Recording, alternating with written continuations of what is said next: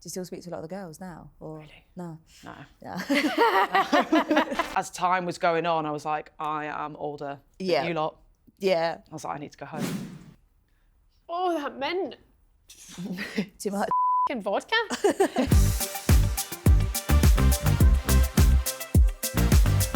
Oh God, I'm not even started, and here she goes. I mean, I feel absolutely gutted. I kind of left Palace and then a year later they were in the WSL and I feel like, oh. I think, obviously, we're sort of going for promotion, but I don't think it's looking as likely. I kissed a girl.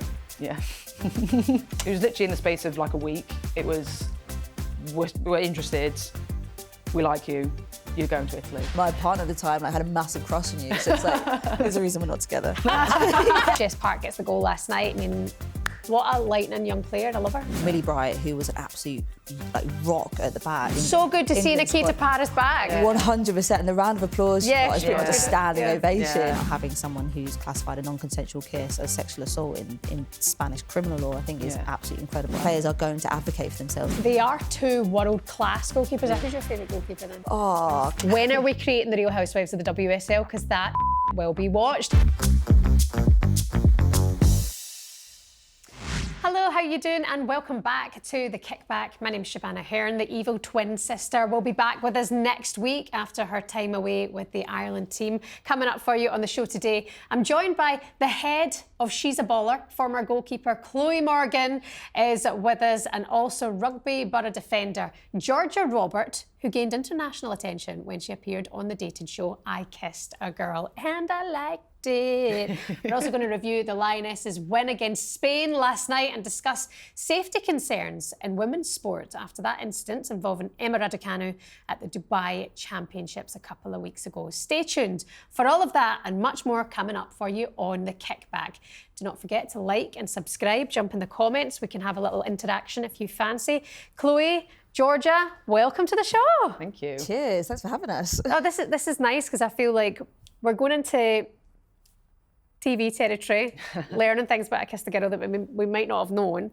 And Chloe, I feel like everywhere I turn, you are there leading the brigade for women's football. Was She's a Baller as well? Yes, I don't know what that's a good thing about. I was like, can you It's just a good stop thing. for a minute? Yeah. Yeah. It's been busy for sure. Yeah. It's all going well.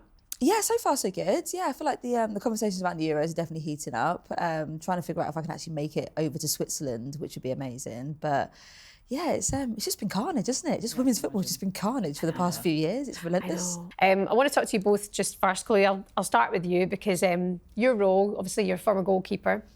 I remember last time we spoke, feels like a while ago now, you were at Palace, and then Palace have gone up to the WSL. You know, with She's a Baller, you were with the Athletic.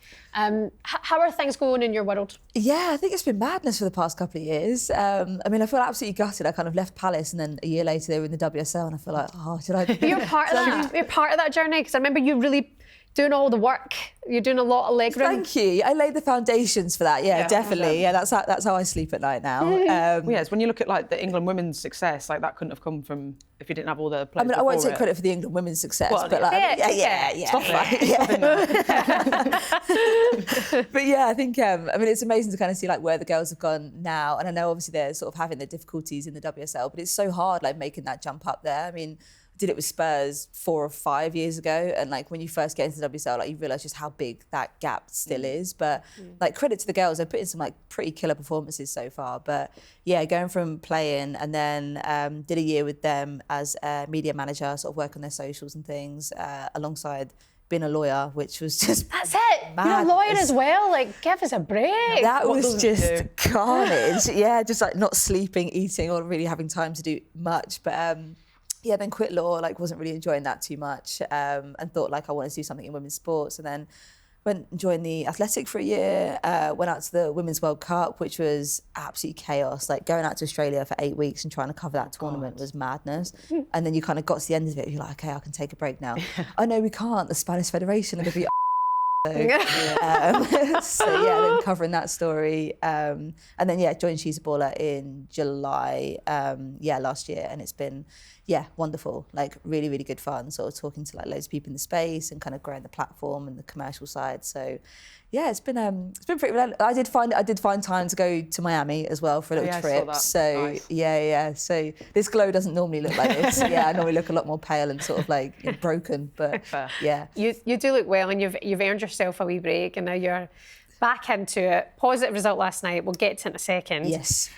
Georgia, tell us about you, because you have been in women's football for a long time. You've been at Sheff, you were at Durham. Yeah. You're now at Rugby Borough. Yeah. How are things going? Yeah, good. Yeah. Season's okay. I think obviously we're sort of going for promotion, but I don't think it's looking as likely. So sort of just playing for a bit of pride, still trying to finish as high as we can and then build sort of into next year. But yeah, it's been good.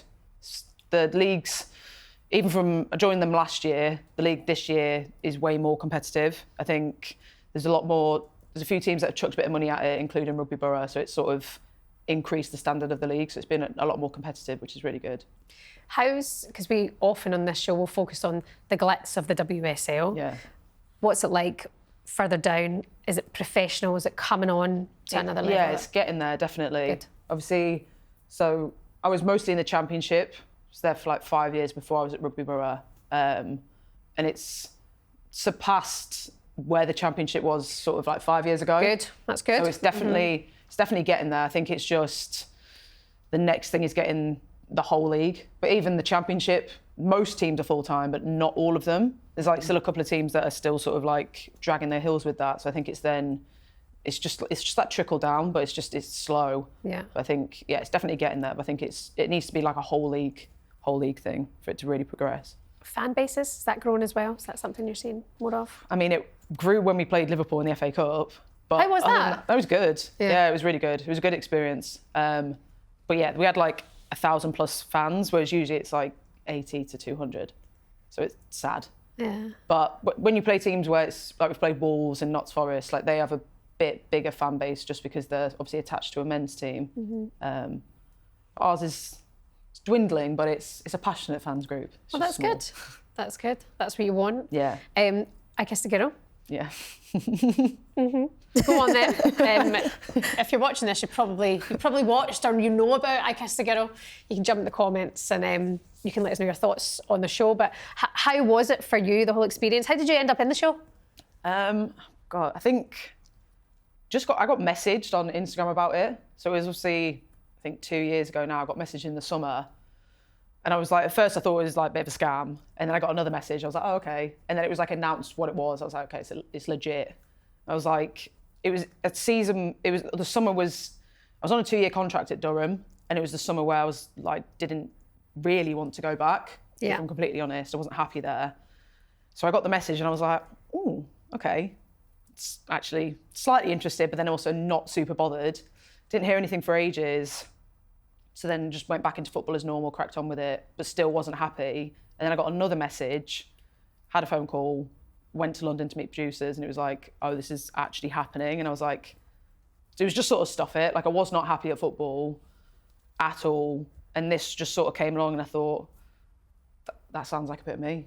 Like I'm just going to go do it. Yeah. And yeah, it was literally in the space of like a week. It was, we're interested, we like you. You're going to Italy. I was like, okay. It was crazy. Yeah, it was mad. Up your Straza, Chloe? I mean, I loved it. I watched it like relentlessly. Yeah, I mean, my partner at the time had a massive crush on you. So it's like, I was like, really? Yeah, 100%. That's amazing. Yeah. There's a reason we're not together. No, I don't know if it's, but like, yeah. No, honestly, that was absolutely iconic, mate. Yeah. Like, I mean, how did it kind of feel being out there? Like, I mean, that's huge. Yeah, I mean, it was just sort of I feel like I didn't really think too much about doing it. It was just like, I wasn't happy at football. I needed to change something. And this sort of presented itself as almost like a catalyst to go and do that. So when I was there, I was able to just sort of switch off from the football world, because it can be relentless when you're in it and you're just constantly thinking, where am I going to be next year? Like, am I achieving? Like, how well am I doing? Am I going to keep playing? Like, you're constantly that. So as soon as I was there, it was like, I'm not even thinking about what the sort of future of football looks like. I'm just going to take this for what it is, because it's, I mean, not something I ever really imagined doing, and don't really have any intentions of doing that again. So it was just sort of, let's just enjoy it for what it is, and just sort of, take it with both hands and enjoy it, kind of thing. And what's been the reaction since the show, and have you had more opportunities since it? Is it something you look back on and you're glad you did it? Yeah, I think it was like, doing TV's weird. Like, it's not something you could probably ever really prepare for, because you've got no idea what it's like. But I always say to people, I always say it was a mostly positive experience. And yeah, like, obviously since it's sort of like socials have grown, get more attention for things like that. And it's obviously opened doors with like podcasts and things like that, which is what I sort of wanted to go into alongside football. Yeah.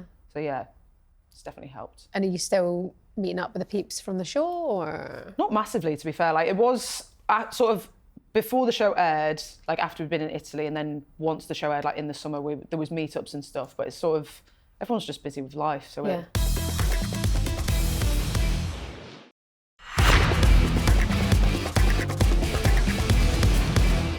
Let's talk about the game last night, shall we? Wembley. Yes. You were there, Chloe. And a decent result for the Lionesses, I have to say, coming from the, Scottish, half Irish, England wants England to do well fan over here. They needed that result badly, right? Yeah. Definitely. Yeah, I think that was a confidence boost that we all kind of needed. Yeah, it was a big morale one. Yeah, coming off the back of the Portugal game a couple of days ago, it kind of feels like, I think everyone was a little bit nervous, a little bit tentative about the game. And I think especially how Spain played as well, doing that massive comeback. Yeah, and they've obviously been on absolutely great form, and I think everyone's been like, okay, what's happening here? The Lionesses don't look consistent. I mean, they're not back to their 2022 glory, those kind of things. But yeah, I thought what they did last night was incredible. Like, I felt it was a joy to watch. Yeah. I think it's sort of like reinstilled a little bit of hope. Because I think since their Euros glory, it's been a little bit, not shaky, but inconsistent. Like, there's been sort of glimpses of it, but it's not quite been that. And it's not, like I said, consistent. So I think having that, it's just instilled a bit more hope, I think, with everyone, especially them. Yeah, and especially beating the world champions, and you go back to that final in Australia and, that heartbreak that it was for the Lionesses. And you're right, they haven't been the way they were in the Euros, but so much has changed in that time, also. But I do feel in that this last year and a bit, now Sarina is having her time to work out what the future is looking like.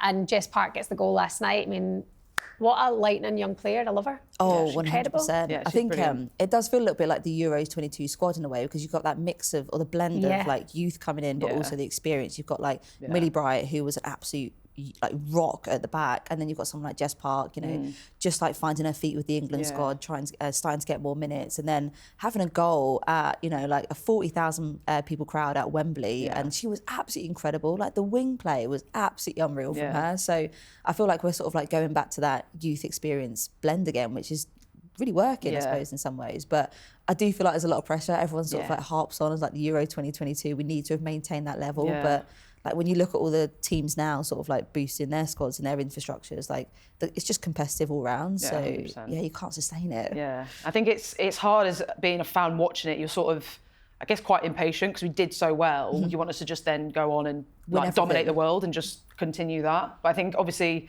we lost like Jill Scott, Ellen White, some of the older ones that had that experience. You then got to bring through the youth, but then obviously stepping into the England team's no small feat. Like, you've got to, it's going to take a bit of time for them to get used to it. And like we saw with Jess Park, like really coming into her own. So yeah, I think it's just being patient and staying with it. Yeah, and like you say, having that time and now seeing that blend again between the experienced players and the young ones coming in is something that was a bit topsy-turvy over the last year gone. Only thing is that I'm thinking about players like, say, Beth Mead, Alex Greenwood, Lauren Hemp, who have been missing from injury. There's someone else I've left off that list there, Georgia Stanway. What does that say for them? It's just showing, good competition, really, at the end of the day. Yeah, definitely. I think it's just also amazing squad depth. If Yeah, you I can was go gonna out say. yesterday and kind of perform like you did, and also bring on, players like Jess Naz, who are still, again, kind of finding their feet, or Nikita Paris, who's coming back into the So good to see England Nikita squad. Paris back. 100%. And the round of applause she got is pretty much a standing ovation. Yeah. So I think it's just good, like, for competitiveness all round. And I think that kind of thing just raises the standards. When you've got players like Georgia Stanway's calibre or Lauren Hemp's calibre still waiting in the wings, ready to come back, I mean, that feels a bit scary almost. Yeah, I'm just hopeful that most of them will be back by the Euros. We've got a bit of time, so hopefully, I think it's just exciting when you see those players.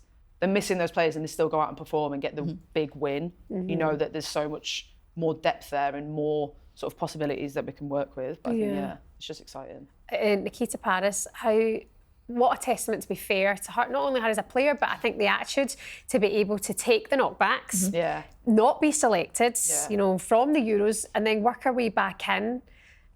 Just shows, like, you can leave Man United, you can go, say, further down the league to another team and take your moment and get back in. I think that's such a good example to the youngsters coming in. Definitely, I think everyone, like, even in men's football, women's football, I think you love it when you see a player who you know is good move teams so they can get more playing time and be on the platform that they deserve, and then getting their call back up or seeing their flowers. I think it's brilliant. Yeah, I think, like, you look at the performances that she's had with Brighton and you think, my God, I mean, there's a reason Brighton are doing so well this year. I mean, obviously you've got Fran Kirby, who's been amazing, Michelle they Adjaman. recruited really well. Yeah, I mean, what a season for them. But I think, Nikita Paris, I feel like it's like come back into her own again. Like, it's like she's enjoying her football, and you can see that. And now, getting back into the Lionesses, especially as a senior person as well. Yeah, because I think you sort of think it's, if you're a bit older, if you've had your time and then you're out, you're sort of done.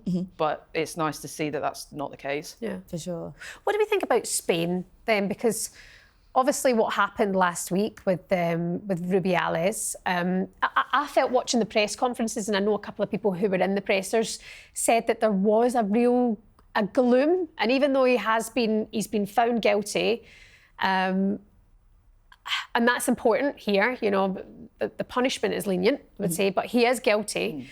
How much of an actual impact that's had on those players, and all flying around to support, those in court? I felt that they seemed average, but does that have a mental impact on the team? I mean, surely it must. Yeah, right? definitely.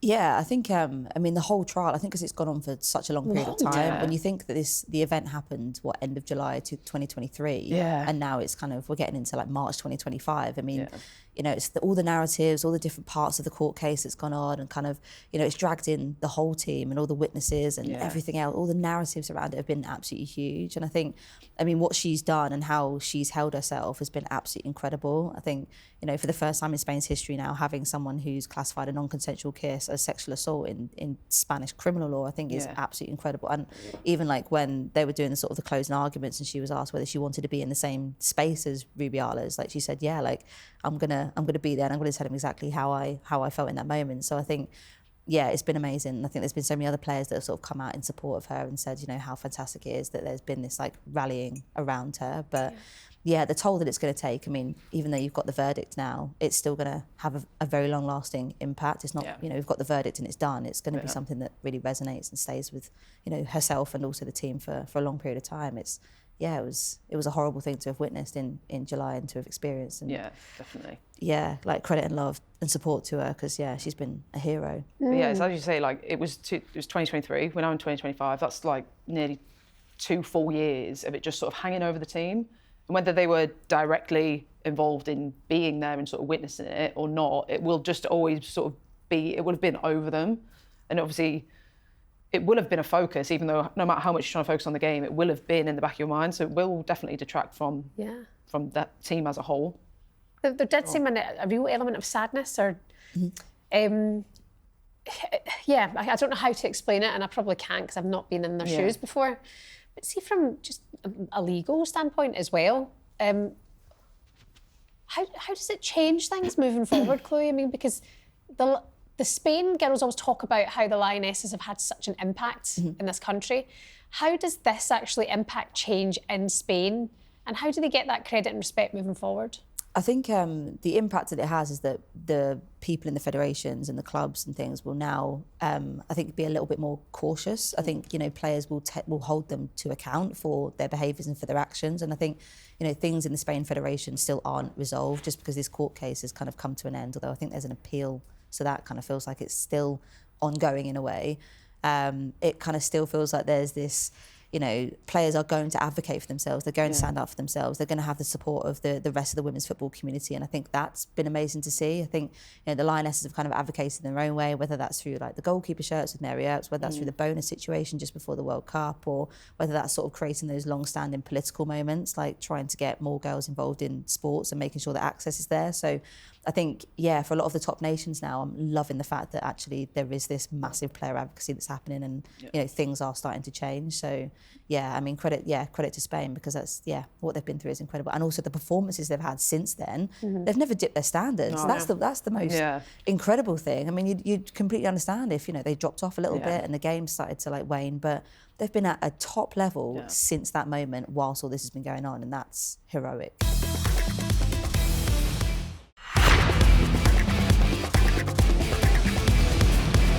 Looking at the Euros, are they your favourites? And can England catch them again? Can England retain? I mean, we can European hope. glory? I think, obviously, last night gave us hope, because I think before that we were probably thinking Spain are going to go and dominate it. But I think last night sort of showed us that England are very much still competing and still in there. So I think it's going to be exciting, definitely. I mean, I can't say who's going to dominate, because I think it's with tournaments as well, like you can just have a good run. So it's going to be interesting to see. I think it's like tournaments do fall on moments sometimes. So even if like you're absolutely bossing it on on other international stages, like when it comes to like those moments, like you just don't know what's going to happen. I think I felt like there was more confidence instilled in me from last night, because I was expecting that, and I feel really bad saying it, I was expecting that to be a loss. I think just given how I'd seen England play against Portugal.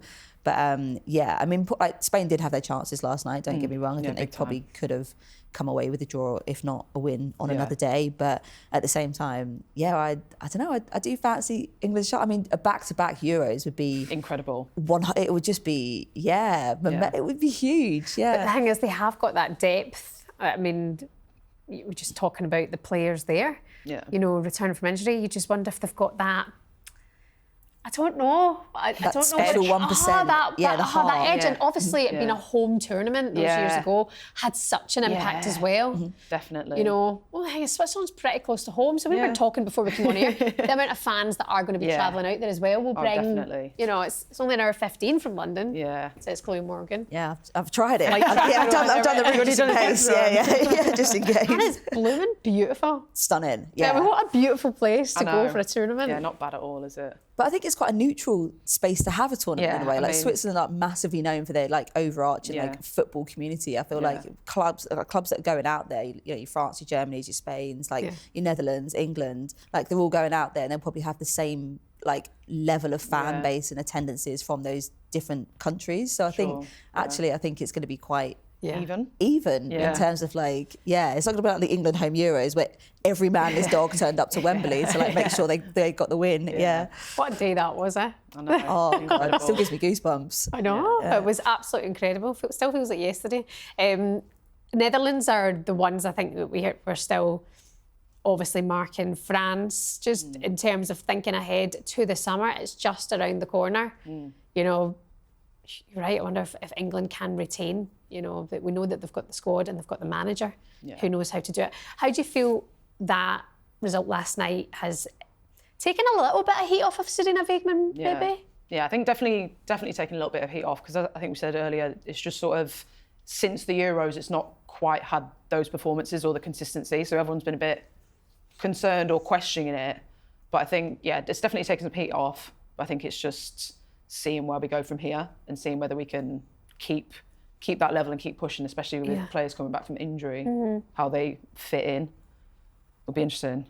I think she still has the support of the country. There's not a part of anything that I've really seen, like narrative-wise or on like socials, to say that people are, either calling for a job or anything like that. It's nowhere near that. I don't think it was ever that. I think it was just probably everyone was just maybe thinking it quietly, thinking like, are we going to do as well as we did in the Euros? I think that's fair. Yeah. Because she is so good. Yeah, 100%. When you like, see that dip, you can't help it. Oh, yeah. Yeah. We're like, yeah, definitely. Get gone. Yeah. We love Sarina. We just see it so much in the WSL. Yeah. Like, they've had a bad run, right? Yeah. Manager's out. Yeah. Yeah. And I just like, Serina's kind of like a ride or die manager. Yeah. Like, she can Yeah. do no wrong in my Yeah. eyes. So, yeah. can I ask you guys, Goalkeepers Union over here, Yeah. that she spoke about the headache that she's got yesterday for the goalies. Mary Earps, it's almost strange, but Hannah Hampton's been so good. And then there's Kiara Keaton. Where do you go? I think Kiara Keaton, from all accounts, I think she's dropped down to the under-23s now. I don't see her making the Euros squad, and not through her being incredibly talented. Obviously, she had an amazing season last year. Sort of, a lot of competition with Man City this year. But yeah, I think it's just that kind of like maybe maturing of her as a player. So I don't think necessarily like she'll be in the running for this Euros, although I mean, in 3 months' time, I'll probably be eating my words. But yeah, I think Hannah Hampton put in an absolute great performance, some great saves last night. Like, she's so cool, calm, and collected on the ball. Like, I think she's so good with her feet. But then you've got Mary Earps, who's been in major tournaments. She's got that kind of the respect. Like, she's got that the confidence in her. Yeah. So I actually can't call it at all, and I don't even want to call it because I don't even want to be making the decision on it because I think they're both equally as either one of them I'd be happy to see in goal. Yeah. I'm sitting on the fence. I'm sorry. Yeah, I think I'm still on the fence as well. Yeah, I'm glad I'm not Sarina because how do you pick that? Because Mary Earps is obviously she's been there, done it, and sometimes that's enough. Like having that experience and having that confidence and knowing you've done it, even if there's someone who's got a lot of potential or is maybe just as good or maybe even a little bit better. I'm not saying that Hannah Hampton is, but if you've been there and done it, that sometimes I think would edge it for me. But I'm not Sarina. I mean, remember the time Arteta, but Jonas Cedarval when he was at Arsenal was talking about, who's to say I'm not going to, sub out goalkeepers. We're never going to see it. It's not going to happen. No. But they are two world-class goalkeepers. I feel Hannah Hampton has really made her mark with that now. Yeah. And you go back to Aston Villa, Hannah Hampton, the situation with Carla Ward that time. Obviously, she's gone away. She's done some maturing. She's worked with Emma Hayes. I am starting to look and go, I think the WSL and Hannah Hampton being at Chelsea's given her that edge over Mary Earps, I think the maturity definitely for Hannah. I think there was definitely sort of not concerns, but I think there were definitely things raised that she needs to kind of grow up or sort of get more experience and kind of be around the squad a little bit more before they put her in sort of high pressured situations. But I think proving last night, 40,000 fans at Wembley putting in a performance like that, doing Cruyff turns in the box and things. Yeah, I just her feet thought are ridiculous. It's that she's I 10 hate seeing years keepers old. do that, but she does it. So I'm like, crack on. Yeah. Credit to her, and her distribution is second to none. The pinpoint pass and the accuracy. But then you look at Mary Earps and she can also do the same thing. So do you think that though with the league? Is it fair? I think a little bit. It's one of them things of if you're in England, it's in your face, so you're seeing her more and you're seeing arguably I say the WSL's more competitive than the French league. See, it is. Yeah, is just that consistently, the amount of teams week in week that you're playing. Yeah, PSG aren't in the Champions League anymore as well. That's another example of Sarina Wiegman looking and can't avoid Hannah Hampton. Yeah, fighting on all fronts, now becoming the regular starter.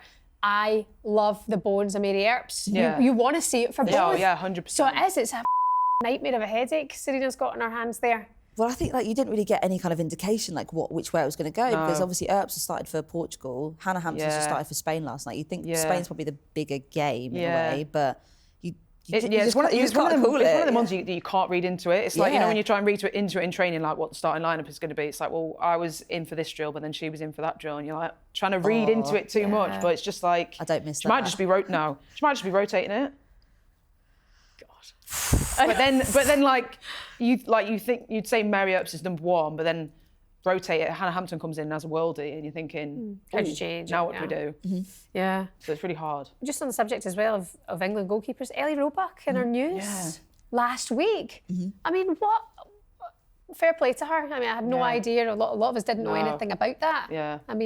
Credit to her for coming out and speaking about it, and hopefully things can improve for her. Yeah. No, it's really bad though. It's a scary thing, but I think it happened. Stroke, right? Yeah. Yeah. It can happen. It happened. It's I think for keepers, it is actually a very scary position. I don't you're just like, you're chucking yourself in there. And like, I've got a friend, she was a keeper, and she ended up with like she got like a massive gash on her forehead from training. And it's just like, scary. I'm glad that people are finally understanding like how. I mean, I know it's scary. That's why is the position. Stop doing it as well. You chose that. Honestly, I think it's that though. Like it's self-inflicted at the end of the day. So yeah, there's only so much like. I don't think it was too much sympathy. Yeah. I did this to me. Yeah. You had a good time though. It was really good fun. Yeah, for sure. Good run. Yeah. Who's your favourite goalkeeper then? Oh. And say the WSL. I'll take Mary Earps out of it. It is Mary Earps. I think not only because of how she was in the Euros, how she was in the World Cup, but also like you can't ignore like the advocacy and the leadership that she has. I mean, what she's done for like the women's game and what she's done for the goalkeeping position and all the battles that she's had with Nike and the bonuses and like you see how many like girl goalkeepers there are now, like going up to the goalkeeper shirts in the audience and the fans, and you think, like she has made it cool. She has made goalkeeping like I epic. think she openly spoke about how like she almost stopped at one point and was like hated the game and didn't love it, and then to have that comeback, that's incredible, because I think so many players have probably been in that position to then see it for someone who's so big in the game. I think and all of that said, clearly she is a doer. You know, there's people who talk and there's people who do. Mary Earps is an absolute doer, but she also comes across like a very humble and lovely person at the same time, which I think it's important in this day and age, especially when the game is growing the way it's going. Definitely. You hear stories, you see things, and you think, let's not lose that kind of grassroots, earthy edge, you know. And I think Mary Earps is just, I mean, what a leader. You know, she's a leader. Honestly, she's brilliant. I think especially like when you work in the media and you're trying to sort of, when you're speaking to players and you're trying to get those kind of like honest responses. Like she's the one person that you kind of go to and say, like, she give an honest, genuine response to something. Like tell me what you think, not what you've been rehearsed before. Like, even the goalkeeper situation, like I was in Australia, like there was like a small round table and we were asking her about like the night kits and things like that. And she just came out with like, off the bat, just like what had happened with like the night situation and like what she wanted to do. And we were just like, nice. We need more of Mary Earps. Wow, like, what? Just like saying it how it is. And I just absolutely rate that. And that's the thing, Mary Earps can back it up, because I'm sure there's many players who are maybe, they don't have the clout because they don't have the focus that, say, Mary Earps has, and also she's won a European Championships and made it to a World Cup final. She can back it up, you know. Therefore, when she talks, people do listen, 100%. You know. And I love that lack of, what's the word, when they kind of PR you and mediaify you. Yeah, for sure. She's not like airbrush, she's just very raw with what she says. That's it. Never change that. No. You know, never change it, because that's how things do change. You know, that's how, and she's had that impact. After saying, Hannah Hampton, and go, Mary Earps, we still love you. I need to go and see her actually at Madame Tussauds. Did you? You didn't. No, I haven't. I'm good at man. Wait, isn't it your wallpaper? Your picture with her?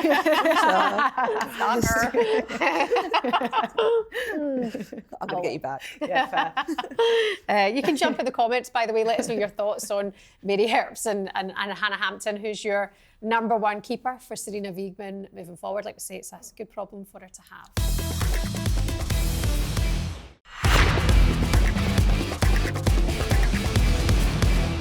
I want to change the subject now. A number of recent incidents have put women's safety in sport back into the spotlight. Now, you'll remember this last week. British tennis player Emma Raducanu was left in tears by a man who had exhibited fixated behaviour during her match at the Dubai Tennis Championships.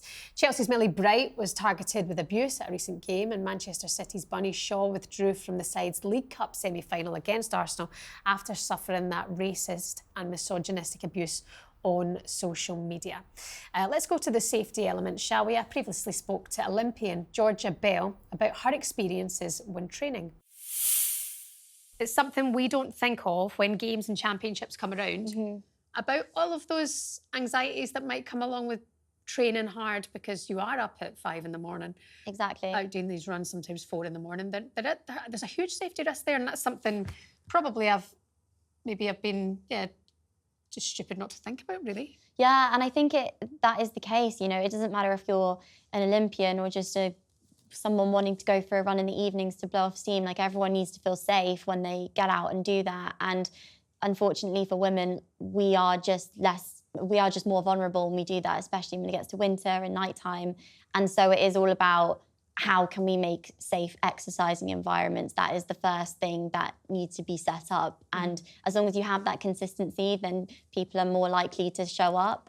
And then it's the compounding sessions, runs, training groups that lead to being in a position to be able to go to the Olympics one day. Have you ever had that, Georgia, where you've been training or you've been putting yourself through your paces and you've felt in a situation where you felt, I'm not comfortable with this? Yeah, I've had various situations happen to me. I've been out on a run where I've been kind of flashed before, and it's really scary. But I know, sadly, so many other women, both professional athletes and also just women going out for a run in the evenings where they've had close calls or situations. And unsurprisingly, that makes them not want to leave their house and go for a run. So it is something that is a huge issue. It is something that we need to, make sure that women feel safe when they exercise. Olympian Georgia Hunter-Bell there, fair play to her. Speaking on that subject, since, by the way, she won another championship just the weekend gone by, but that conversation then surprised me. That was just before Christmas, because ignorantly, I hadn't thought about people not feeling safe whilst out exercising.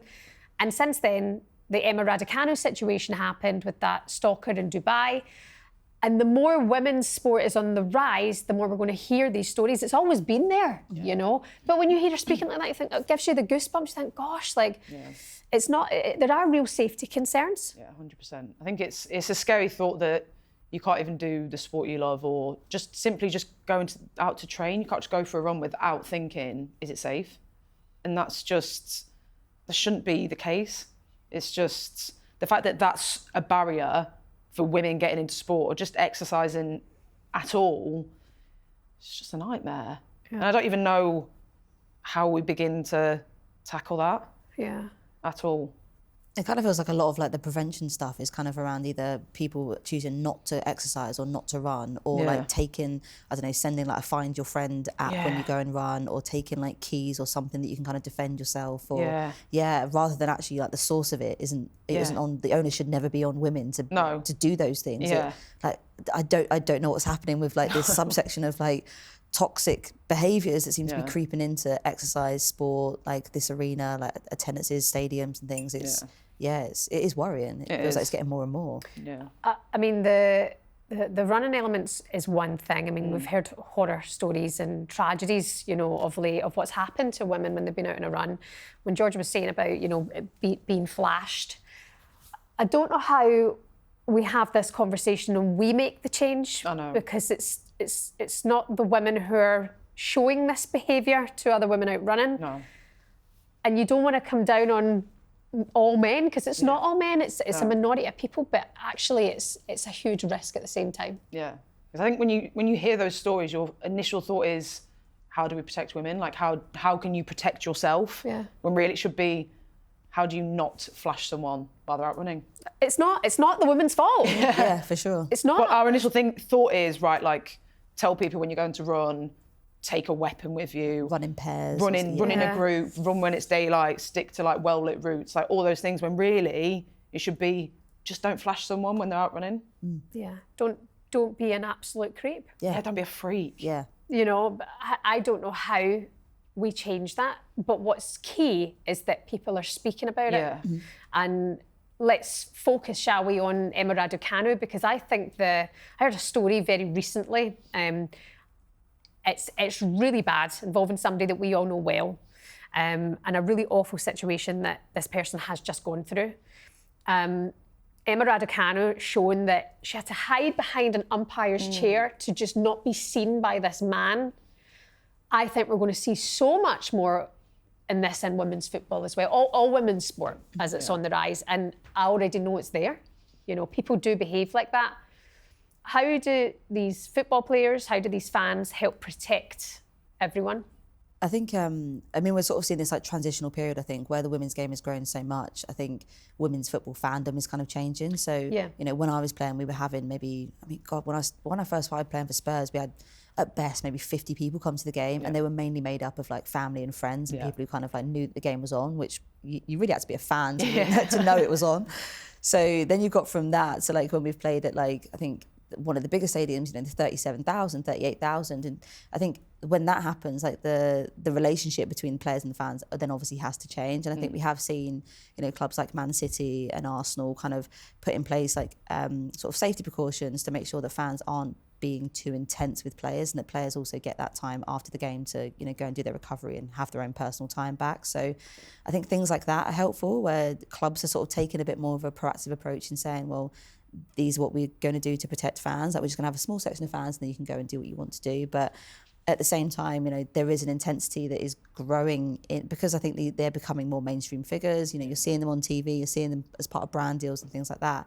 People feel this kind of like ownership of, okay, well, like, we're supporting the women's game, so the players should be giving us something back. They should be giving us time, they should be giving us autographs or signed shirts or whatever it is. So, and I think that's when the intensity starts to grow. But it is a difficult one for players to manage, because I think people want to know more about their private lives as well. Like, we're seeing a lot more of like, I don't know, who's so and so dating, or who is so like that's really stepped up. I mean, but no, it was just more when you're saying like the intensity of it growing, like the fans almost, obviously not all fans, but people start or stop seeing the players as people and just start seeing them more as objects. And then it's like, well, I'm supporting you, you need to give me your time.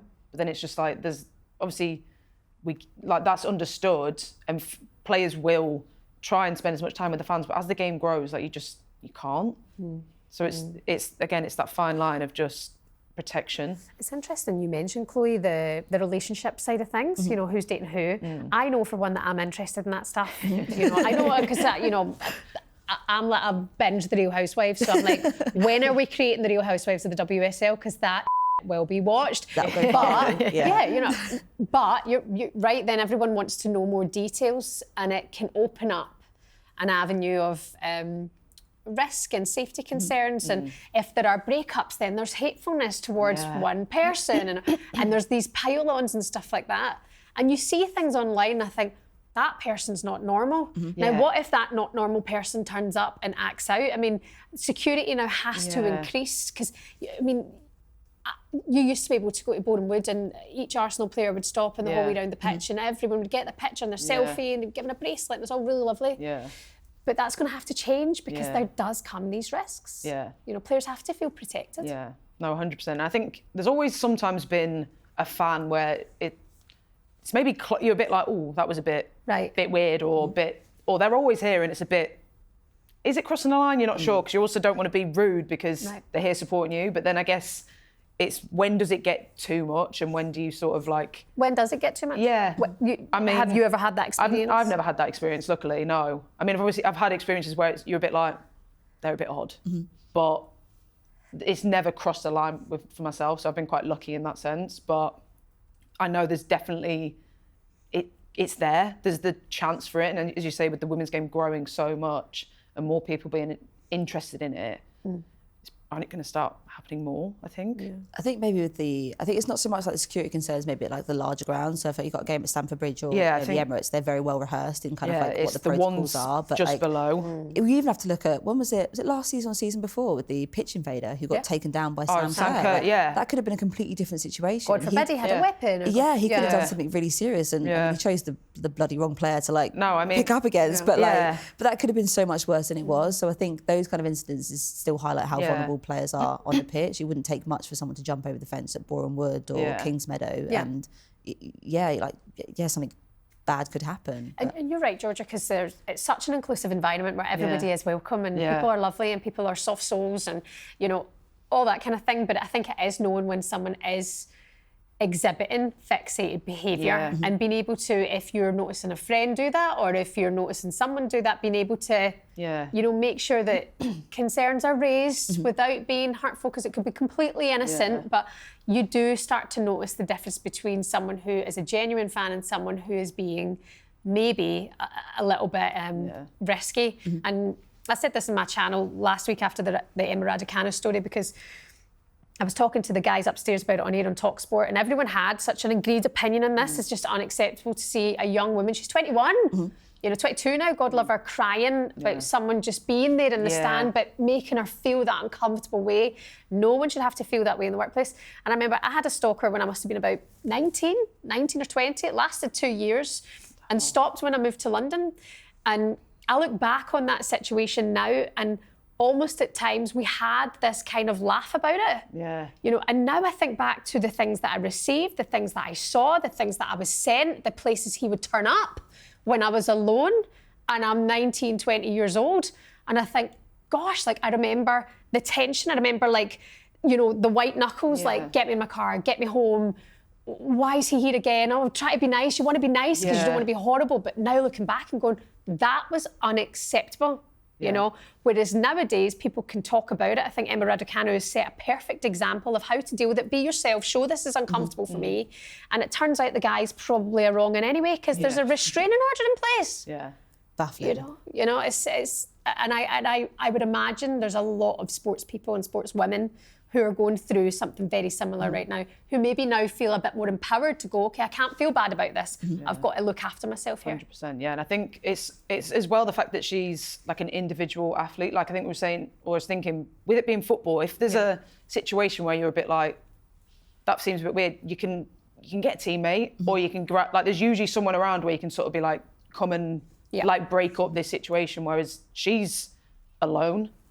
And there's probably a lot of other sort of individual athletes where you feel very alone and sort of isolated, where you haven't got the sort of support to help you in that and getting out of such a weird, like horrible situation. Yeah. Definitely like raising awareness, I think, is absolutely key, because I think it's one of those like horrible sort of situations like where they haven't done anything physically to you, so there's nothing that you can really go to the police with like That's tangible evidence. thing. It's like, okay, well, you know, he was walking behind me for a bit, or he came up and said hi, but he's done it like so many times. Like the police can't do much with that, but even though it's the intensity of the behaviour that keeps on building, it makes you feel uncomfortable. It makes you feel like you don't want to do, you know, you don't want to go and play sport anymore, you don't want to go out anymore, you don't want to spend time with friends and family because you think that they might turn up, but there's nothing physically that they've done. So it's kind of, I think it's kind of raising awareness that isn't acceptable behaviour at all. Yeah, because then you probably start thinking that like, were they doing that, or am I just being like unreasonable, or like sort of gaslighting yourself a little bit into thinking, is the behaviour okay, or have I just sort of made it up, or were they doing that, or were they not?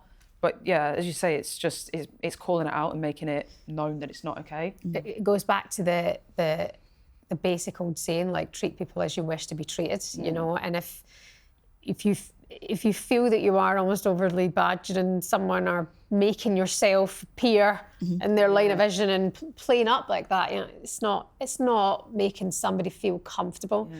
And at the end of the day, no matter what you think about Emma Raducanu as a sports person, her achievements, everything that she's done, where you think that she's not good enough to play the game, or mentality's not there, this, that, or the next thing, at the end of the day, that's a 22-year-old girl, woman, hiding behind an umpire in tears because of how someone has physically made her feel. That's wrong. That is wrong, and it's got to go. It's got to go now. So fair play to her for speaking up the way she did and exhibiting herself the way she did. 100%. Because I think it's set a good example for other sports people moving forward. Chloe Morgan, Georgia Robert, thank you so much for coming on the Kickback today. I've actually really enjoyed this. I feel it's been like therapy. Actually, were you not planning to enjoy it? Yeah, exactly. That's really bad. It's going to be awful. It's not what I meant, but good chat all the same. Thank you very much for coming on the show. And thank you very much to you at home for watching as ever. Please like, please subscribe. You can jump in the comments and let us know your thoughts. And we will see you again next week. Bye-bye.